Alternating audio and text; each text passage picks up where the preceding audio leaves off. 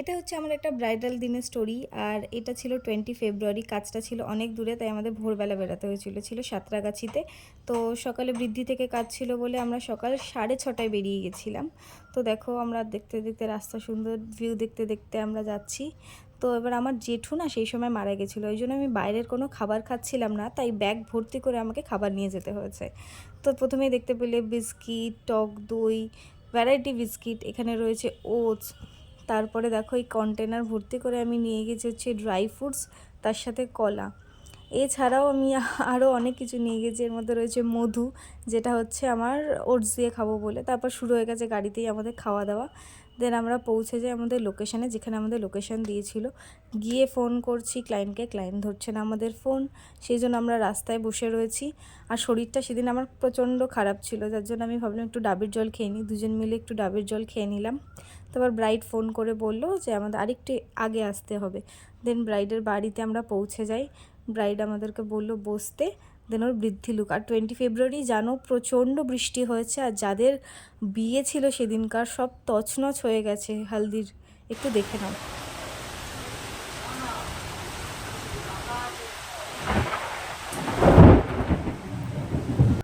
বিদ্যুৎ চমকানোর আওয়াজটা শুনতে পেয়েছো? সেদিনকার আমরাই টেনশনে পড়ে গেছিলাম, যাদের আউটডোর বিভিন্ন বিয়ের সেট আপ রয়েছে তাদের কি হবে। তারপর আমরা বৃদ্ধির কাজ ওখানে কমপ্লিট করে ওকে হালদির জন্য রেডি করে আমরা চলে আসি ভেন্যুতে। ও সেখানেই ব্রাইডাল ও রেডি হবে বলে ওখানে। তো আমাদেরকে ইনি আমাদেরকে দেখিয়ে নিয়ে যাচ্ছে। সেখানে পৌঁছে গেছি, যখন উঠছি এখানে ডেকোরেশনটা আমার একটু ইউনিক লাগলো। এখানে আয়না দিয়ে ডেকোরেশন করেছে সিঁড়ির ওই জায়গাটা। দেন এখানে বাকি ডেকোরেশনের কাজ চলছে। আর এখানে গ্রিন রুমটাও সুন্দর, যেখানে মেকআপ রুমটা আর কি ওরা বানিয়েছে ভেন্যুতে, সেটাও খুব সুন্দর। তারপর সেদিনকার শরীরটা খুব খারাপ, সেই জন্য ব্রাইড আসার আগে পর্যন্ত আমি একটু রেস্ট নিয়ে নিয়েছিলাম।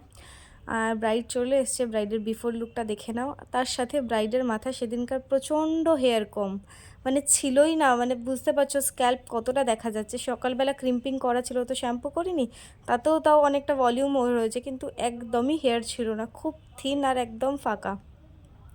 দেখো আফটার লুক ওকে কেমন লাগছে, এখনও জুয়েলারি পরানো হয়নি। তো এই লুকটা তোমাদের কেমন লাগলো জানিও। বিফোর অ্যান্ড আফটার তোমাদের সাথে শেয়ার করলাম।